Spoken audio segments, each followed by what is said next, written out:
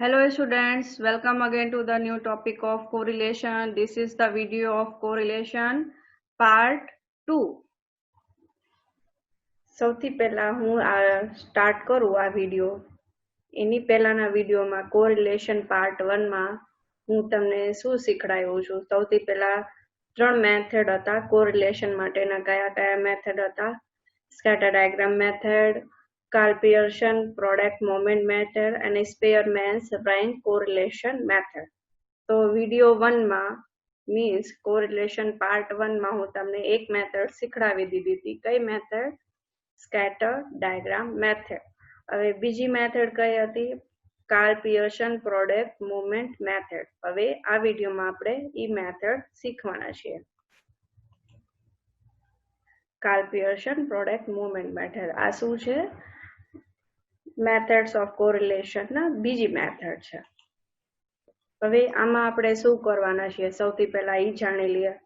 Among different methods of finding out the degree and relationship between two variables, the method given by Carl Pearson is more accurate. આ મેથડનું invention શેની માટે થયું? સૌથી પહેલા તો આપણે જે સ્કેટર ડાયાગ્રામ મેથડમાં સોલ્વ કરતા હતા અને બે વેરિયેબલની વચ્ચે રિલેશનશિપ ફાઇન્ડ કરતા હતા કે આ પરફેક્ટ પોઝિટિવ કોરિલેશન છે કે પાર્શિયલ પોઝિટિવ કોરિલેશન છે કે પરફેક્ટ નેગેટિવ કોરિલેશન છે કે પાર્શિયલ નેગેટિવ કોરિલેશન છે કે ઝીરો કોરિલેશન છે, એ કઈ રીતે આપણે ફાઇન્ડ કરતા હતા? એક scatter diagram means graph paper ઉપર એક ડાયાગ્રામ બનાવતા હતા, એને આપણે સ્કેટર ડાયાગ્રામ કહેતા હતા. પછી એના ઉપરથી આપણે એક સ્ટ્રેટ લાઇન ડ્રો કરતા હતા અને બેની વચ્ચે એક્સ અને વાય વેરિયેબલની વચ્ચે શું રિલેશનશિપ હોય છે એ આપણે કહેતા હતા. પણ એમાં આપણે એક્ઝેક્ટલી એક્યુરેટ મેઝરમેન્ટ નહોતા કરી શકતા કે એમાં એક્યુરેટ એક્સ અને વાય વેરિયેબલની વચ્ચે એક્યુરેટ કેટલું રિલેશનશિપ છે. તો કાર્લ પિયર્સન શું કર્યું કે એમને જે સ્કેટર ડાયાગ્રામ મેથડ હતી એ મેથડને વધારે એક્યુરેટ, વધારે પરફેક્ટ બનાવવાની ટ્રાય કરી છે. કેવી રીતે ટ્રાય કરી છે? By this method, the amount of relationship between two variables can be numerically measured. એમાં એમને શું નવું એડ કર્યું? ઓલામાં તો સ્કેટર ડાયાગ્રામ મેથડમાં તો આપણે શું કરતા હતા કે સૌથી પહેલા આપણે ખાલી ડાયાગ્રામ બનાવી શકતા હતા. એમાંથી આપણે ન્યુમેરિકલી મેઝર્ડ કઈ વેલ્યુ આપણને નહોતી મળતી. આપણે ખાલી ડાયાગ્રામ બેસિસ ઉપરથી બે વેરિયેબલની વચ્ચે શું રિલેશનશિપ છે એ ડિસાઇડ કરતા હતા. બરાબર. હવે કાર્લ પિયર્સન પ્રોડક્ટ મોમેન્ટ મેથડમાં શું હશે? કાર્લ પિયર્સન શું આમાં એડ કર્યું છે કે એમને અમુક મેથડ્સ આપ્યા છે, એના ઉપરથી બે વેરિયેબલની વચ્ચે મીન્સ એક્સ અને વાય વેરિયેબલની વચ્ચે ન્યુમેરિકલી વેલ્યુ ફાઇન્ડ કરવાની. ન્યુમેરિકલી વેલ્યુ મીન્સ તમને વેલ્યુ મળશે, નંબર્સ મળશે, અમુક તમે સોલ્વ કરશો તે રીતે 0.12, 0.95, 0.35 કઈક નંબર્સ મળશે. બરાબર. તો એમાં એમને એવી રીતે મેઝર કરશું અને એના બેસિસ ઉપરથી આપણે એક્સ અને વાય વેરિયેબલની વચ્ચે શું કનેક્શન છે, શું રિલેશનશિપ છે એ ફાઇન્ડ કરવાનું છે. બરાબર. શું કીધું છે? The numerical measure of correlation between two variables is known as correlation coefficient. હવે આમાં એક નવું નામ એડ થાય છે. કયો? Correlation coefficient. આ કાર્લ પિયર્સન પ્રોડક્ટ મોમેન્ટ મેથડમાં કાર્લ પિયર્સન જે મેથમેટિશિયન છે એમને એક ન્યુમેરિકલી મેઝરમેન્ટ માટે થઈને એક મેથડ બનાવી. હવે જે આપણે ન્યુમેરિકલ મેઝર કરીને કંઈક નંબર્સ ફાઇન્ડ કરશું તો એને કંઈક નામ તો આપવું પડશે. એને શું નામ આપ્યું? Correlation coefficient. બે વેરિયેબલને સોલ્વ કરીને આપણે ન્યુમેરિકલી સોલ્વ કરીને જે વેલ્યુ મળશે એને આપણે નામ આપ્યું છે કોરિલેશન કોફિશિયન્ટ. હવે એને નોટેશન શું આપ્યું છે? And it is denoted by r. આપણે બધી જગ્યા કોરિલેશન કોફિશિયન્ટ લખવું ન પડે, એની જગ્યા આપણે શું લખવાનું? Small r. The value of r always lies between -1 to +1. હવે એમાં લિમિટેશન્સ આવી ગઈ. જે કોરિલેશન કોફિશિયન્ટ છે મીન્સ આર છે એની વેલ્યુ ક્યાંથી ક્યાં સુધી હશે, મેક્સિમમ +1 અને મિનિમમ -1. -1 થી +1 ની વચ્ચે એની વેલ્યુ કાયમ રહેશે. That is r is less than or equal to -1, r is greater than or equal to -1 and less than or equal to +1. -1 થી +1 ની વચ્ચે r ની વેલ્યુ રહેશે. હવે properties of correlation coefficient. Correlation coefficient ની properties શું છે? If two variable have perfect positive correlation, હવે સ્કેટર ડાયાગ્રામ મેથડમાં શું હતું, પરફેક્ટ પોઝિટિવ કોરિલેશન હોય તો ત્યારે આપણે શું કરતા હતા, ડાયાગ્રામમાં આપણને એક સ્ટ્રેટ લાઈન મળતી હતી, એના ઉપરથી આપણે નક્કી કરતા હતા કે પરફેક્ટ પોઝિટિવ કોરિલેશન છે. હવે કાર્લ પિયર્સન પ્રોડક્ટ મૂવમેન્ટ મેથડમાં આપણે કેવી રીતે નક્કી કરશું કે આ પરફેક્ટ પોઝિટિવ કોરિલેશન છે? તો શું હશે, r ની વેલ્યુ +1. જ્યારે આપણે r ને ફાઇન્ડ કરશું, સોલ્વ કરીને ન્યુમેરિકલી મેઝર કરીને r ની વેલ્યુ ફાઇન્ડ કરશું અને એની વેલ્યુ તમને +1 મળશે તો એને શું કહેશું આપણે, two variables are perfect positive correlation. એવી રીતે સેકન્ડ પોઈન્ટ શું છે, if two variables have perfect negative correlation then r is equal to -1. Perfect negative correlation હશે તો r ની વેલ્યુ તમને શું મળશે, -1. સ્કેટર ડાયાગ્રામ મેથડમાં પરફેક્ટ નેગેટિવ કોરિલેશન માટે આપણે શું કરતા હતા કે આપણે એક સ્કેટર ડાયાગ્રામ બનાવતા હતા અને ડિક્રીઝિંગ ઓર્ડરમાં બધા તમને પોઈન્ટ મળે અને એ બધા પોઈન્ટ તમને શેમાં મળે, એક સ્ટ્રેટ લાઈનમાં મળે, તો એને તમે શું કહેતા હતા, પરફેક્ટ નેગેટિવ કોરિલેશન. પણ કાર્લ પિયર્સન પ્રોડક્ટ મૂવમેન્ટ મેથડમાં કેવી રીતે ખબર પડશે કે પરફેક્ટ નેગેટિવ કોરિલેશન છે? તો એમાં આપણે r ની વેલ્યુ તમને -1 મળે તો એનું મિનિંગ શું થયું કે આ પરફેક્ટ નેગેટિવ કોરિલેશન છે. હવે if two variables are linearly independent then r is equal to 0. હવે આમાં કેવી રીતે ખબર પડશે કે વેરિયેબલ જે છે આ લિનિયરલી ઇન્ડિપેન્ડન્ટ છે? તો તમે જે r ની વેલ્યુ ફાઇન્ડ કરી છે એ r ની વેલ્યુ તમને 0 મળે તો એનું મિનિંગ શું થયું કે two variables x and y are linearly independent. હવે fourth number point, the correlation coefficient is independent of change of origin and scale. એનું મિનિંગ શું થયું કે જે આપણે ગ્રાફ બનાવશું, જે સ્કેટર ડાયાગ્રામ મેથડમાં આપણે ગ્રાફ બનાવતા હતા એમાં તમે ઓરિજિન કે સ્કેલ ચેન્જ કરી દો, એના માપવાને સ્કેલ ચેન્જ કરી નાખો તો કોરિલેશન કોફિશિયન્ટ ચેન્જ થતું નથી. The value of r square always lies between 0 and 1. હવે કોરિલેશન કોફિશિયન્ટ ના સ્ક્વેર કરી નાખો, એનું વર્ગ કરો તો એની વેલ્યુ તમારે 0 અને 1 ની વચ્ચે જ મળશે. r સ્ક્વેર ની વેલ્યુ જ્યારે તમે ફાઇન્ડ કરશો તો તમને એની વેલ્યુ 0 અને 1 ની વચ્ચે મળવી જોઈએ. r ની વેલ્યુ શેનેથી શેના વચ્ચે હતી, -1 થી +1 ની વચ્ચે હતી. r સ્ક્વેર ની વેલ્યુ 0 થી +1 ની વચ્ચે છે.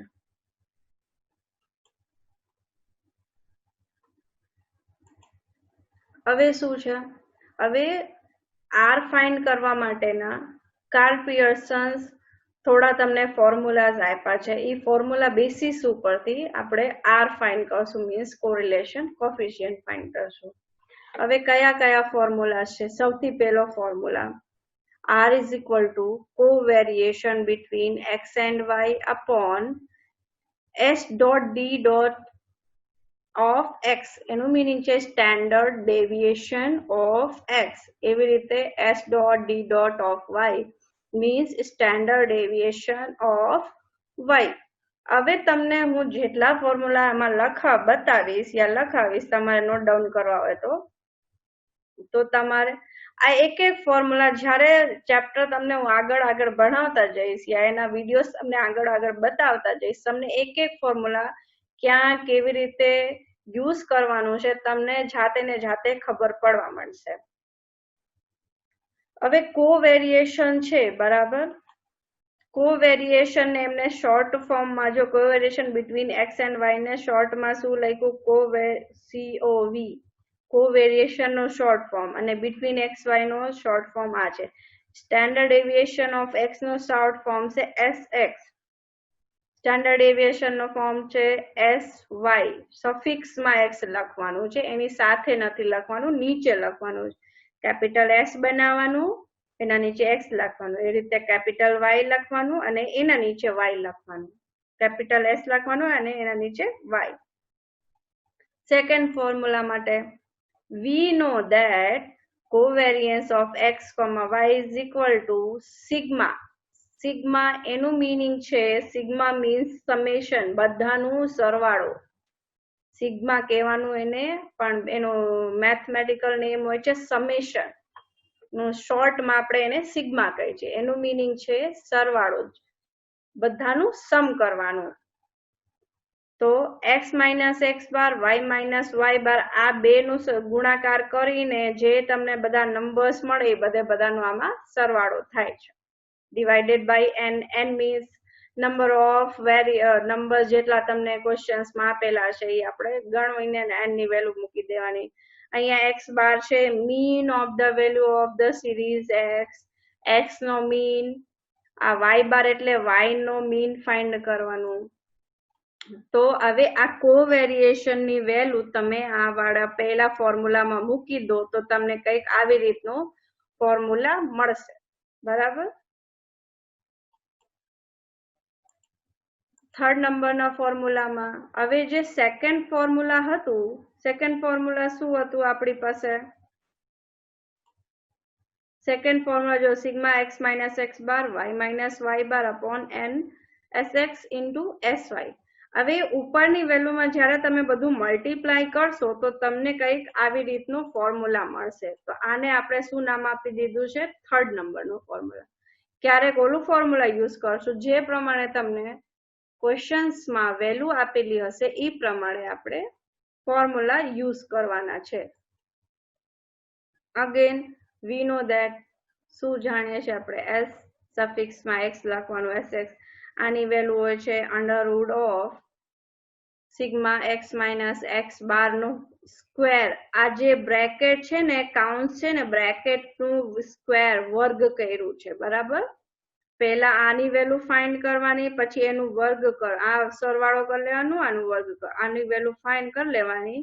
x માઇનસ એક્સ બાર નો સ્ક્વેર, આ આખી વેલ્યુ ફાઇન્ડ કરી પછી એનું સરવાળો કરશો તો આખી વેલ્યુ મળશે. n તો નંબર ઓફ વેરિયેબલ્સ છે. નંબર ઓફ જે તમને ક્વેશ્ચન્સમાં જેટલા નંબર્સ આપેલા છે ને એની કાઉન્ટિંગ કરવાની એ n. એવી રીતે આમાં y માઇનસ વાય બાર ફાઇન્ડ કરવાનું, એનું વર્ગ કરવાનું, પછી બધાનું સરવાળો કરવાનું અને એનું વર્ગમૂળ મીન્સ સ્ક્વેર રૂટ લેવાનું. આ આપણને ખબર છે. હવે આ sx અને sy આ બે વેલ્યુ તમારે ફોર્મ્યુલા નંબર 3 માં મૂકવાની છે. જ્યારે તમે આ બે વેલ્યુ ફોર્મ્યુલા નંબર 3 માં મૂકશો તો તમને કંઈક આવી રીતનું ફોર્મ્યુલા મળી જશે. બરાબર. આ એક ન્યૂ ફોર્મ્યુલા બની ગયું છે. આ બે વેલ્યુ તમે ફોર્મ્યુલા નંબર 3 માં મૂક્યું ત્યારે તમને આ એવી રીતનો એક ફોર્થ નંબરનો ફોર્મ્યુલા મળી ગયું છે.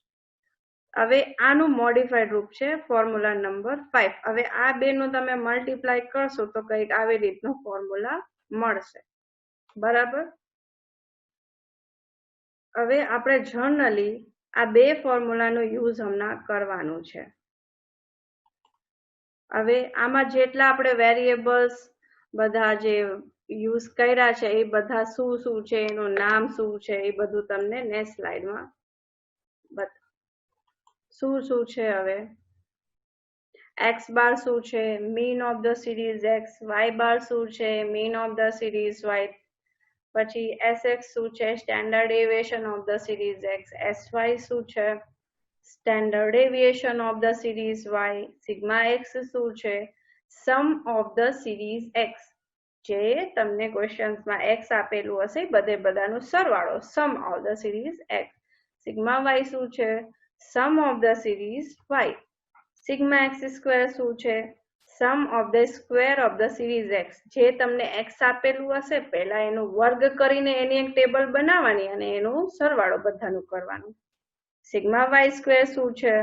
સિગ્મા વાય સ્ક્વેર એવી રીતે તમને વાય આપેલું હશે એનું પેલા વર્ગ કરવાનું, એની ટેબલ બનાવવાની અને એનું બધાનું સરવાળો કરવાનો, તો તમને શું મળી જશે? Sigma y square.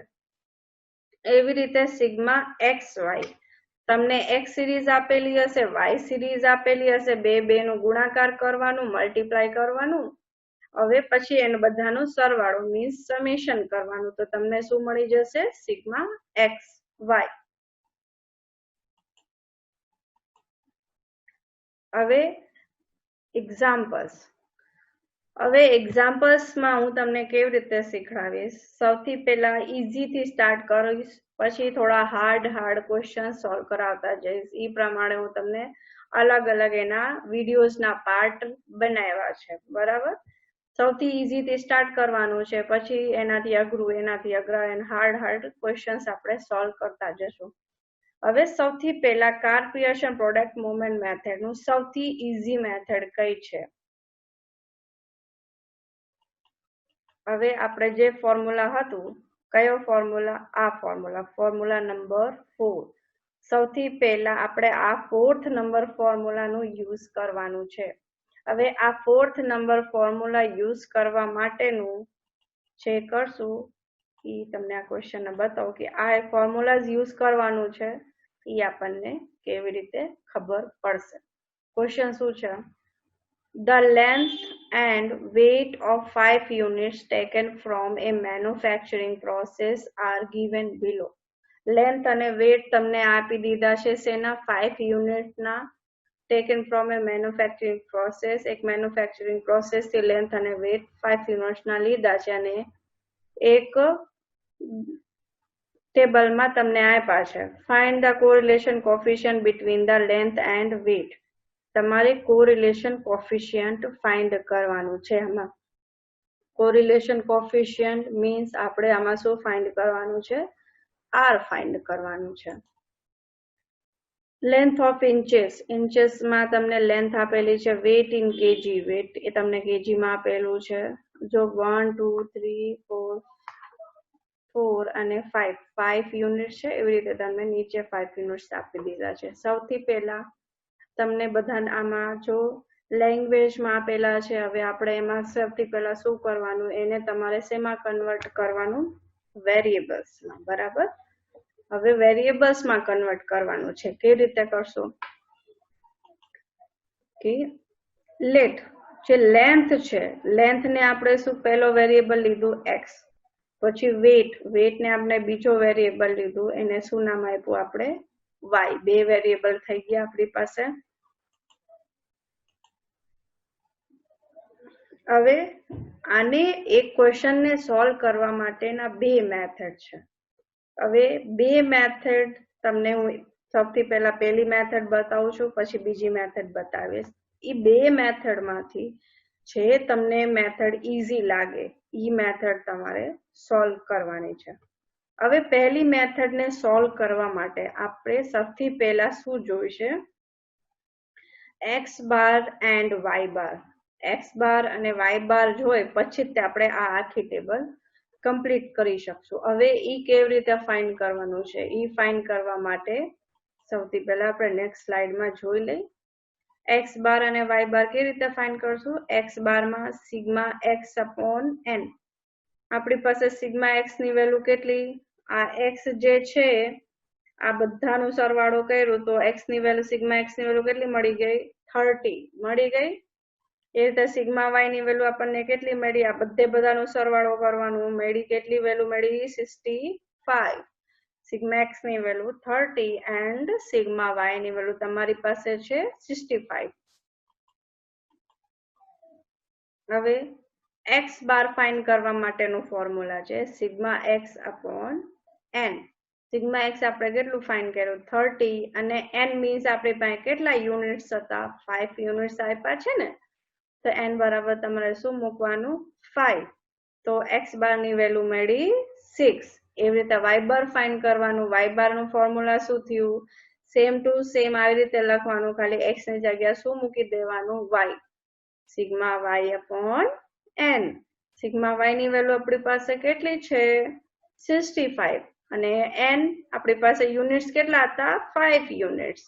તો ડિવાઈડ કરશો એટલે y બાર ની વેલ્યુ કેટલી મળી, 13. તો આપણી પાસે x બાર કેટલું થઈ ગયું, 6, y બાર 13. હવે આ બે વેલ્યુ આપણે આ ટેબલ માટે જોશે.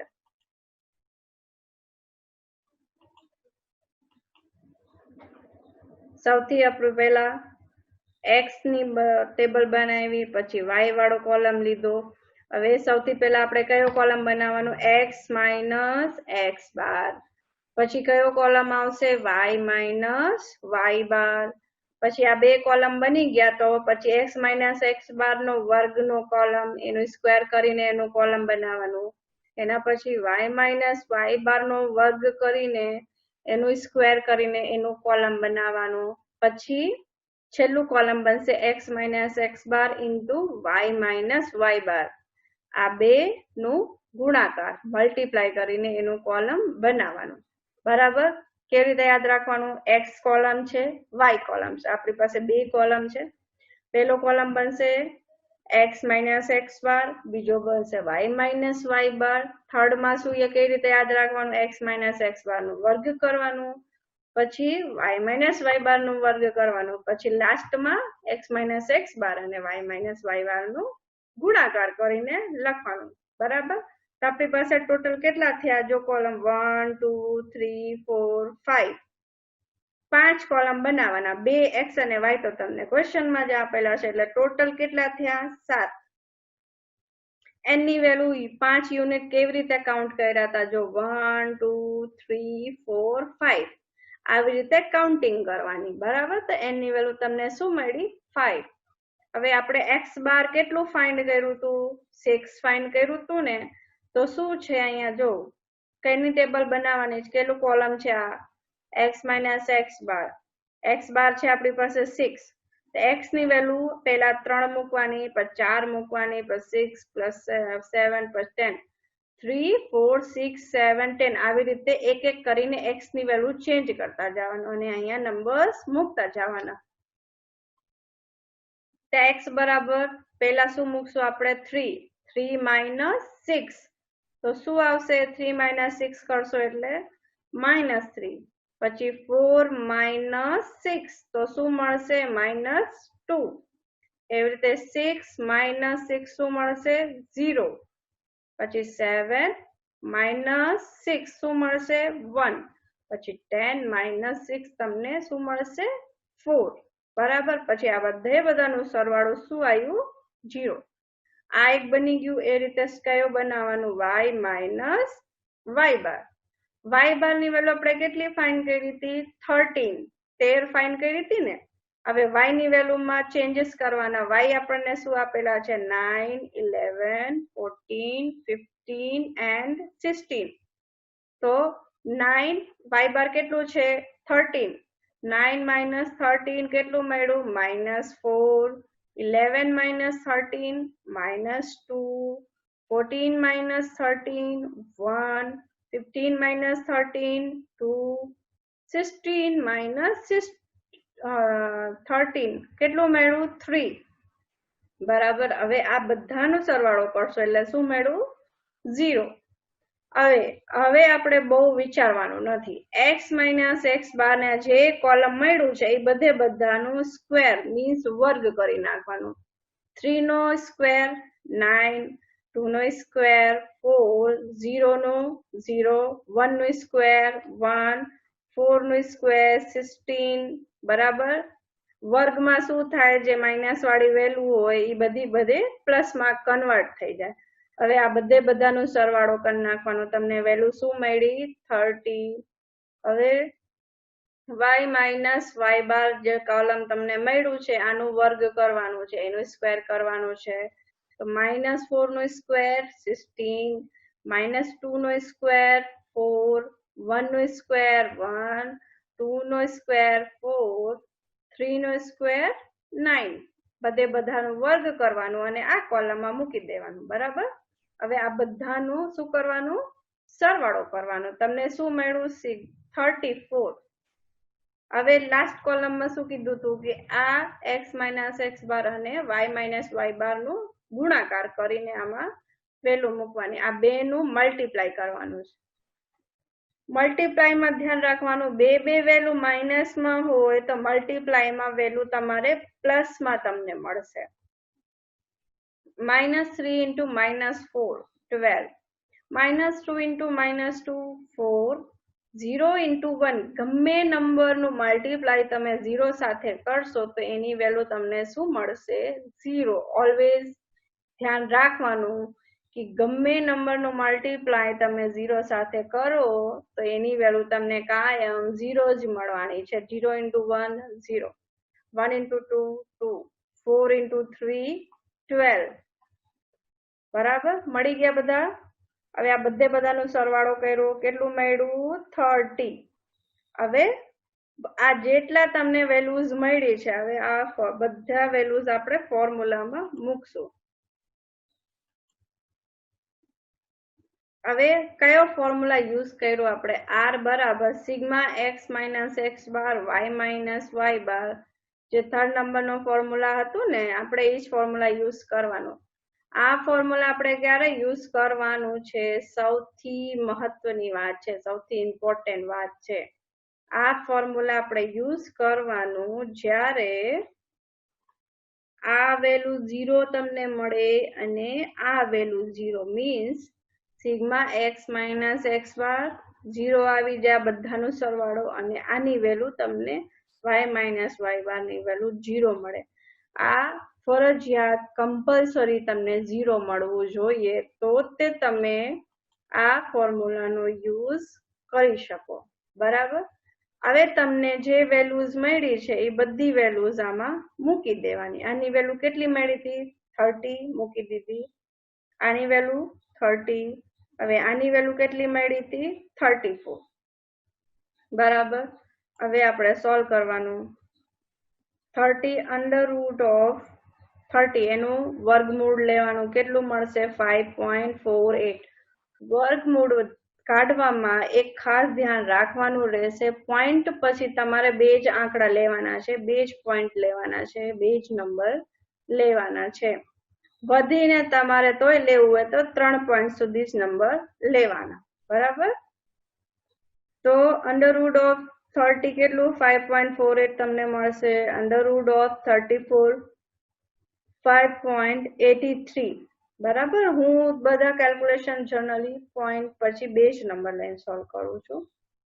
હવે આ બે નું ગુણાકાર મલ્ટીપ્લાય કરવાનું પહેલા, તો એની વેલ્યુ કેટલી મળી? 31.95. હવે 30 ડિવાઇડેડ બાય 31.95 તમે સોલ્વ કરશો એટલે તમને વેલ્યુ મળશે 0.94. મળી ગઈ આર ની વેલ્યુ. હવે આર માટે શું કન્ડિશન હતી આપણી પાસે કે આર ની વેલ્યુ ક્યાંથી ક્યાંની વચ્ચે હશે? -1 થી +1 ની વચ્ચે હશે. હવે આપણી પાસે શું આન્સર આવ્યો છે? 0.94. તો આ શેની વચ્ચે છે? -1 થી +1 ની વચ્ચે મળી ગઈ વેલ્યુ આર ની. તો એનું મિનિંગ શું થયું કે આપણે જે કેલ્ક્યુલેશન કર્યું છે એ સાચું છે. આપણે મેઇન આર ની વેલ્યુમાં ચેક કરવાનું રહેશે. આપણે જ્યારે આર ફાઇન્ડ કરશું તો આર ની વેલ્યુ -1 થી +1 ની વચ્ચે રહેવી જોઈએ. આની કરતા ઓછી, -1 કરતા ઓછી કે +1 કરતા વધારે વેલ્યુ તમને કંઈક મળે તો તમારે ફરીથી કેલ્ક્યુલેશન ચેક કરવાનું. હવે મેથડ 2, હું તમને ક્વેશ્ચન સોલ્વ સ્ટાર્ટ થયું ત્યારે શું કીધું હતું કે આના બે મેથડ હું તમને બતાવીશ. જે મેથડ તમને ઈઝી લાગે એ મેથડ થી તમારે ક્વેશ્ચન ને સોલ્વ કરવાનું. મેથડ 2,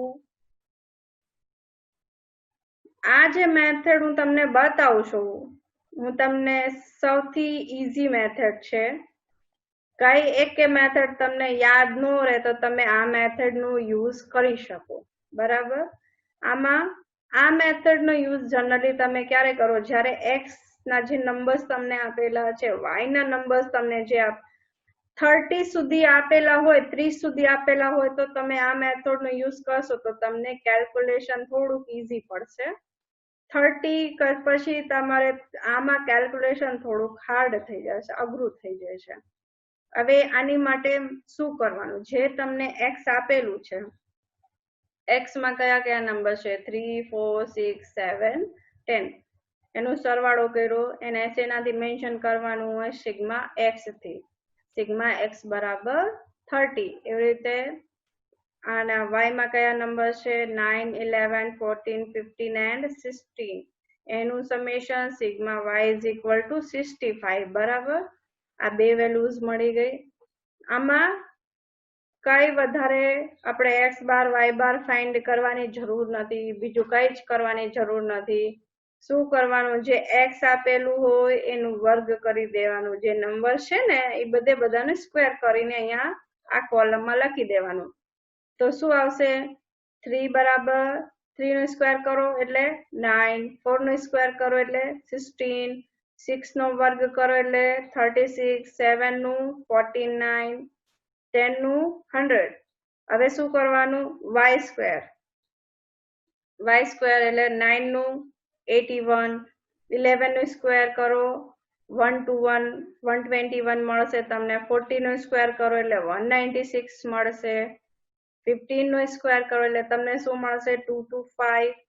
16 નો સ્ક્વેર કરશો એટલે તમને શું મળશે 256. હવે લાસ્ટ કોલમમાં શું કરવાનું, x into y, x અને y નો ગુણાકાર કરીને આમાં લખવાનું. તો 3 into 9 27, 4 into 11 44, 6 into 14 84, 7 into 15 105, 10 into 16 160. Table complete થઈ ગઈ. હવે આ બધાનું સરવાળો કરવાનું ને, આપણે આ બધી વેલ્યુઝ જોશે તો આ બધાનો સરવાળો કરવાનો અને શું લખવાનું, સિગ્મા x સ્ક્વેર, એની વેલ્યુ તમને મળશે 210. એવી રીતે y સ્ક્વેર ની વેલ્યુનો સરવાળો કરતો, એની value sigma y square is equal to શું મળી 879. હવે લાસ્ટ કોલમ xy, એને કઈ રીતે લખવાનું, સિગ્મા xy બરાબર 420. બધી વેલ્યુઝ મળી ગઈ. હવે એની માટે કયો ફોર્મ્યુલા યુઝ કરવાનું છે એ તમને કહું.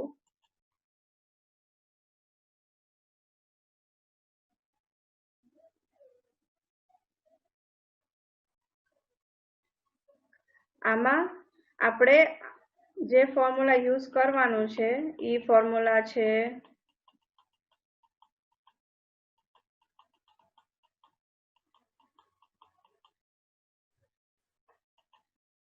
R is equal to n sigma xy sigma x sigma y, sigma x into sigma y, and sigma x square sigma x નો whole square and sigma y square અને sigma y minus sigma y નો whole square.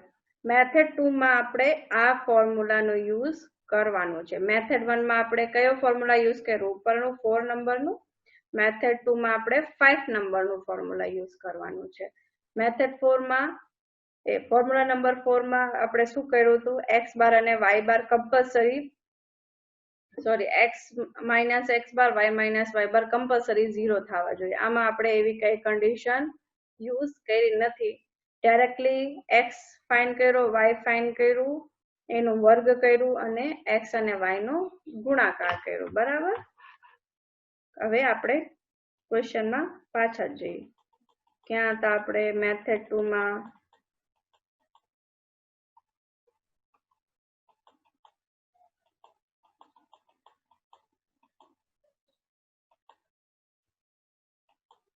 આપણે જો n ની value આપણી પાસે કેટલી છે 5. Sigma xy ની વેલ્યુ આપણે કેટલી ફાઇન્ડ કરી 420. સિગ્મા x આપણી પાસે કેટલું છે 30. સિગ્મા y આપણી પાસે કેટલું છે 65 and sigma x square n ની વેલ્યુ 5 છે. સિગ્મા x સ્ક્વેર ની વેલ્યુ કેટલી છે આપણી પાસે 210 માઇનસ સિગ્મા x નું હોલ સ્ક્વેર, આખું વર્ગ કરવાનું એનું. તો 30 સિગ્મા x ની વેલ્યુ કેટલી હતી આપણી પાસે 30, એનું સ્ક્વેર એનું વર્ગ કરવાનું. પછી મલ્ટીપ્લાય કરવાનું, અંડર રૂટ લેવાનું, પાછું n સિગ્મા y ની વેલ્યુ 879, પછી સિગ્મા y નો સ્ક્વેર, બરાબર. આ વર્ગમૂળ અને આ વર્ગમૂળ બે અલગ અલગ છે, બે ની વચ્ચે ગુણાકાર છે. હવે 5 into 420 તમે કરો એટલે વેલ્યુ તમને શું મળી? 2100. પછી આ બે નું ગુણાકાર કરશો 30 into 65 એટલે 1950. આ બે નું ગુણાકાર, આ બ્રેકેટ છે એનું મીનિંગ છે 5 into 5 ગુણ્યા 210. આ બે નું ગુણાકાર કરીને અહીંયા લખવાનું છે. આ બે નું ગુણાકાર અહીંયા લખ્યું. 30 નો સ્ક્વેર 30 નો સ્ક્વેર કરવાનો, બરાબર. 30 into 30 એટલે 900. હવે બીજા બ્રેકેટમાં જો બીજા વર્ગમૂળમાં સ્ક્વેર રૂટમાં આ બે નું ગુણાકાર કરીને લખો એટલે 4395. પછી આનો સ્ક્વેર કરશો એટલે 4225. આ બે નું બાદબાકી કરો, માઇનસ કરો એટલે વેલ્યુ મળશે 150. આ બે નું માઇનસ કરશો એટલે 150 મળી. આ બે નું માઇનસ કરશો એટલે વેલ્યુ શું મળી? 170. હવે શું કરવાનું? આનું વર્ગમૂળ લેવાનું, બે નું અલગ અલગ. તો 150 નો વર્ગમૂળ તમે લેશો તો તમને શું મળશે? 12.25. 170 નો વર્ગમૂળ તમે લેશો એટલે તમને શું મળશે? 13.04. હવે પહેલા શું કરવાનું? આ બે નું ગુણાકાર કરીને લખવાનું. શું વેલ્યુ મળી? 159.74, બરાબર. હવે એના પછી શું કરવાનું? 150 ભાગ્યા 159.74. 150 ડિવાઇડેડ બાય 159.74 અને સોલ્વ કરશો એટલે તમને વેલ્યુ મળશે r is equal to 0.94, બરાબર. હવે એના ઉપરથી તમને શું ખબર પડી કે તમે મેથડ 1 થી ક્વેશ્ચન સોલ્વ કર્યું, પછી મેથડ 2 થી ઈચ ક્વેશ્ચન સોલ્વ કર્યું અને r ની વેલ્યુ સેમ આવી. r ની વેલ્યુ પહેલી મેથડ થી સોલ્વ કર્યું એટલે 0.04 મેળવું, 0.94 મેળવું. મેથડ 2 માંથી તમે કોઈ ઈચ ક્વેશ્ચન ને સોલ્વ કર્યું એટલે વેલ્યુ શું મળી તમને? 0.94. તો આપણે ગમે મેથડ નું યુઝ કરી તો r ની વેલ્યુમાં ચેન્જીસ થતા નથી. એ આપણે હવે જોવાનું છે કે આપણને કઈ મેથડ ઇઝીલી ફાવે છે. હું તમને આમાં ઈ જ બધું બતાવવાની છું. બધી મેથડ્સ હું તમને શીખડાવીશ. તમને જે મેથડ ઈઝી લાગે ઈ મેથડ તમારે યુઝ કરવાનું છે. જ્યાં કન્ડિશન્સ આવશે કે આ ફોર્મ્યુલા માટે આ મેઇન કન્ડિશન છે ત્યાં તમારે એ કન્ડિશન નું ધ્યાન રાખવાનું. બસ એટલું જ એક તમારે ધ્યાન રાખવાનું રહેશે. બાકી તમને જે મેથડ ઈઝી લાગે એ મેથડ નું તમારે યુઝ કરવાનું. હવે એક્સરસાઇઝ, આજે આપણે બે જ મેથડ શીખાશી, બરાબર. સિમ્પલ મેથડ છે.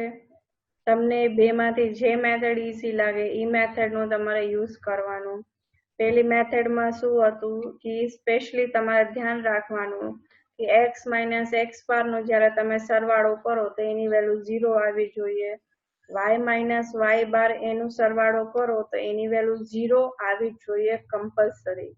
તો તે તમે મેથડ 1 નો યુઝ કરી શકશો. અધરવાઇઝ તમારે મેથડ 2 નો યુઝ કરવાનો, બરાબર. એક્સરસાઇઝમાં જો પેલો ક્વેશ્ચન શું છે? Find Karl Pearson correlation coefficient between x and y. means Karl Pearson's correlation coefficient means તમારે આમાં શું ફાઇન્ડ કરવાનું છે? r ફાઇન્ડ કરવાનું છે. અને બીજી વાત શું ધ્યાન રાખવાની છે? આપણે જ્યારે r ની વેલ્યુ ફાઇન્ડ કરી મેથડ 1 થી કે મેથડ 2 થી તો ચેક કરવાનું છે કે r ની વેલ્યુ -1 થી +1 ની વચ્ચે રહે. એ બે ની વચ્ચે વેલ્યુ નહીં આવે તમે જ્યારે સોલ્વ કરો તો એનું મીનિંગ છે કે તમે કેલ્ક્યુલેશનમાં કંઈ ભૂલ કરી છે, મિસ્ટેક છે, તમારે કંઈ કેલ્ક્યુલેશન મેં તમારે ફરીથી ચેક કરવાનું. એવી રીતે question number 2, using Karl Pearson method find r. આમાં તે તમારે મેથડ 1 કે મેથડ 2 માંથી તમને જે ઈઝી લાગે એ મેથડ થી તમારે આ ક્વેશ્ચન ને સોલ્વ કરવાનું, બરાબર. હવે ક્વેશ્ચન નંબર 3, આમાં તે find Karl Pearson correlation coefficient between x and y. હવે તમને મેથડ 1 અને મેથડ 2 માંથી જે ઈઝી મેથડ લાગે એ મેથડ તમારે આ ક્વેશ્ચનને સોલ્વ કરવાનો. આમાં જો 100, 101, 102 આમાં જો નંબર્સ બહુ મોટા છે, બહુ લાર્જ નંબર્સ છે. આ ક્વેશ્ચન નંબર 4 માં તો તમારે ફર્સ્ટ જે મેથડ તમને હું બતાવી છે મીન ફાઇન્ડ કરીને સોલ્વ કરવાની, એ જ મેથડનું કમ્પલસરી યુઝ કરવું પડશે. મેથડ 2 નો તમે આમાં યુઝ કરશો તો બહુ અઘરું કેલ્ક્યુલેશન થઈ જશે, બહુ કોમ્પ્લિકેટેડ થઈ જશે, પછી તમે કેલ્ક્યુલેશનમાં ભૂલ કરશો. એટલે સ્પેશિયલી ક્વેશ્ચન નંબર 4 માટે તમારે કઈ મેથડનું યુઝ કરવાનું? મેથડ નંબર 1 નો યુઝ કરવાનું રહેશે. બરાબર? ઓકે. આ 4 ક્વેશ્ચન તમારે આ 2 મેથડ શીખીને વ્યવસ્થિત પછી આ 4 ક્વેશ્ચન સોલ્વ કરવાની ટ્રાય કરવાની છે. નો સમજાય પાછું તમારે વિડીયો જોઈ લેવાનું અને પાછું આ 4 ક્વેશ્ચન સોલ્વ કરવાના છે. Thank you.